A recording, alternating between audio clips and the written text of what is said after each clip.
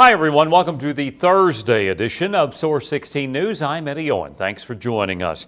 Topping our news, the Commonwealth of Kentucky has upgraded charges against a former Fort Campbell soldier accused of killing a 73-year-old Hopkinsville woman in a fatal car crash last year. 23-year-old Ryan Kristoff is now charged with murder, first-degree wanton endangerment, and driving under the influence, among other traffic-related charges, after his vehicle struck and killed Norma Cook on January 13, 2010 on Canton Pike. Kristoff was originally charged with second-degree manslaughter, first-degree wanton endangerment, driving under the influence, and other traffic offenses. During his murder arraignment today in Christian Circuit Court, Kristoff entered a not guilty plea to the amended murder charge. Assistant Commonwealth's Attorney Whitney Westerfield explained to Source 16 that the reason he sought for the charge to be amended to murder was to be fair and consistent with other past and upcoming cases similar in nature. However, he says he could not get the charge amended without jeopardizing the case. Therefore, Kristoff was indicted by the grand jury on a murder charge. Circuit Court Judge Andrew Self gave Whitney and Kristoff's defense attorney 2 available dates to choose in May and June to ensure experts would be available to testify for both sides during the 2-day trial. Kristoff remains out of jail on bond. Well, after 2 weeks of trying to address the huge bird population, thousands of birds continue to roost in various parts of Hopkinsville. McGee Pest Control Wildlife Nuisance Control Operator Aubrey Esty says huge populations of blackbirds, starlings, and robins keep returning despite their best efforts to break up their roosting habits. I don't foresee them leaving until warmer weather hits and they'll migrate north again. So I think we're just going to have a continuous battle until spring. There's still large amounts of birds flying in the evenings. For a couple of days we had some relief when we had the snow, but now the snow's gone, they're right back just as strong as ever. And they remain just kind of right there on that Cox Mill corridor from the old train trestle down to Little River. That seems to be the area that they're really drawn to. So we just try to put a lot of stress on them when they come in to roost at night. According to Esty, scare tactics like noise-making devices are the best and safest offense to break up roosting habits. Well, we're putting anywhere from 3 to 4 technicians a night out there shooting these bird cannons, which shoot at about 120 decibels. And then we have just like a little starter pistol that shoots little cartridges up. One will go up and make a loud explosion, about the sound of a shotgun. And then we have some that are called a screamer. They just scream the whole time, and it just scares them and keeps them airborne and kind of keep them out of the trees so they can't find a roosting area. Esty said the areas that continue to be hardest hit are the following: Latham Drive, Moreland Drive, Alumni Drive, Sterling Drive, Wooldridge Road, Cox Mill Road, North Sunset, and finally Pardue Lane.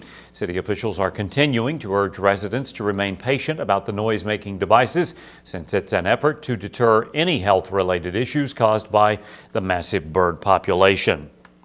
Well, the cause of a fire at a popular Western Kentucky Halloween attraction is still under investigation tonight. Graves County Emergency Management Director Jamie Locke told Source 16 the fire was reported around 8 o'clock last night at Talon Falls in Graves County. Officials say the outdoor mazes on the property are deemed a total loss, but the haunted house and hayride trail are still intact. Firefighters from 8 different stations battled the flames that ripped through a total of 2 acres on the property, but Locke said no one was hurt. Officials had the fire under control after about an hour after they received the call and cleared the scene around 1 o'clock this morning. Talon Falls receives about 10,000 visitors each year. We now have a few more details regarding a mobile home fire that you heard first reported by Source 16 during the 10 o'clock news last night. Highland volunteer firefighters responded to the mobile home fire at 3048 Butler Road around 6:30 and found the residents fully engulfed in flames. Chief Henry Jaco told Source 16 the mobile home owned by Philip Deason was a total loss. He said there were no injuries, but a few dogs inside the home perished in the fire. According to Chief Jaco, 14 volunteer firefighters responded to the scene of the blaze that he believes was caused by an electrical problem. Firefighters cleared the fire scene around 8 o'clock. Well, the military's newest line of special operations helicopters were recently delivered to Fort Campbell's Night Stalkers. Officials say 2 of the long-awaited MH-60M Blackhawks were flown into the local post from a Richmond facility. Chief Warrant Officer 4 Tracy Stapleton says this aircraft is a real game changer. In addition, Stapleton says this is good for everybody. It will provide an immense tactical advantage to the aviators and crews as well as ground forces we support. Officials say the new Blackhawk is equipped with state-of-the-art day and night optic systems, enhanced integrated weapon systems, multi-mode radar with all-weather capability, and new high-performance engines. The new Blackhawks will be replacing the 160th Source existing fleets over the next 5 years. A former Fort Campbell woman was sentenced in federal court for a scheme to defraud the Internal Revenue Service. U.S. District Judge Thomas B. Russell sentenced Brandy Latrice Shaw of Kylene, Texas, to 30 months imprisonment and 3 years supervised release for her part in a scheme to defraud the IRS through preparing and filing false and fictitious federal income tax returns. Court records indicate that Shaw and Kimberly Dunham of Fort Richardson, Alaska, formerly of Fort Campbell, participated in a scheme to obtain or help others obtain payment of false claims for refunds from the IRS by causing others to file false 2005 and 2006 federal income tax returns. Dunham pleaded guilty to conspiracy to defraud the United States by filing false claims and was sentenced to 5 years probation and ordered to pay over $37,000 to the IRS in restitution on August 27, 2010 in U.S. District Court in Anchorage, Alaska. Well, a Hopkinsville man with a child in his vehicle was arrested on felony drug charges at a traffic safety checkpoint outside of Hopkinsville last night. Kentucky State Police say 25-year-old Jordan Goodman was under the influence and illegally possessed prescription narcotic-controlled substances. According to police, Goodman also had a 4-year-old child in the passenger seat of his vehicle. Goodman was taken into custody around 9:35, then charged with his second DUI under aggravating circumstances, possession of a controlled substance, prescription controlled substance not in proper container, first-degree wanton endangerment, operating a motor vehicle on a suspended license, and other offenses. He was lodged in the Christian County Jail. Well, a Hopkinsville high school student was taken into custody by police Wednesday for drug trafficking. A 16-year-old white male was taken into custody around 8 o'clock by the Christian County Sheriff's Department after he admitted to an investigator that he had given about 40 Lortabs to another person while at school over the past few weeks. Now, according to the police report, the juvenile's mother turned him in after she found her prescription meds missing from her home, and he admitted to her that he had been giving the Lortabs to a subject in the HHS parking lot. The juvenile allegedly also admitted that he gave the pills away to be sold, and he would be given money from the sale. Investigators say the subject receiving the pills is not a student at the school and was warned by police to stay off school property or he would be arrested for trespassing. Meanwhile, 2 other Hopkinsville high school students have been arrested and charged in connection to a burglary at Serafina's Market last month.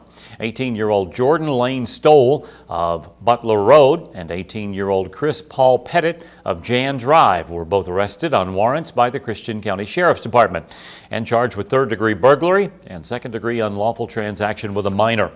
According to the warrants, Stoll and Pettit, along with other subjects, broke out the window of Serafina's Market on Lafayette Road and entered the store. But when an audible alarm went off, all 5 subjects fled the scene. Police say 1 juvenile has already been charged, and the case is pending in juvenile court. The warrant states the subjects were caught on videotape at the scene, and charges are pending on other suspects. Another indecent exposure report is being investigated, but police say this case is unrelated to the other 3 reports over the past couple of months. A female U.S. Postal Service carrier reported to Hopkinsville police Wednesday morning that she was walking her route in the area of West 2nd Street and South Kentucky Avenue when an unknown black male drove up from behind her in a red 2-door vehicle with tinted windows. The victim told police the man told her she looked nice and asked if he could have her number as he exposed his genitals. According to the victim, she believed the man was in his 30s and he was wearing a wave cap with a baseball cap on top of that and had gold teeth. A two-vehicle wreck at the intersection of East 7th Street and US 68, the Russellville Road, Tuesday afternoon, sent a Hopkinsville woman to the hospital seeking treatment for injuries. Police report 53-year-old Faye Stock was traveling east on Russellville Road when a pickup truck driven by 35-year-old Apolinar Rodriguez Lopez of Hopkinsville pulled out of East 7th Street and crashed into the left side of Stock's vehicle. Stock was transported by ambulance to Jenny Stewart Medical Center, while police report Rodriguez Lopez and his passenger were not injured in the accident. Well, now here's Hopkinsville Christian County Crime Stoppers Coordinator Paul Ray. Here's our featured fugitives of the week. This week, Hopkinsville police need your help locating two wanted fugitives. Police are looking for 49-year-old Shelby Robert Edmonds, who's wanted for probation violation.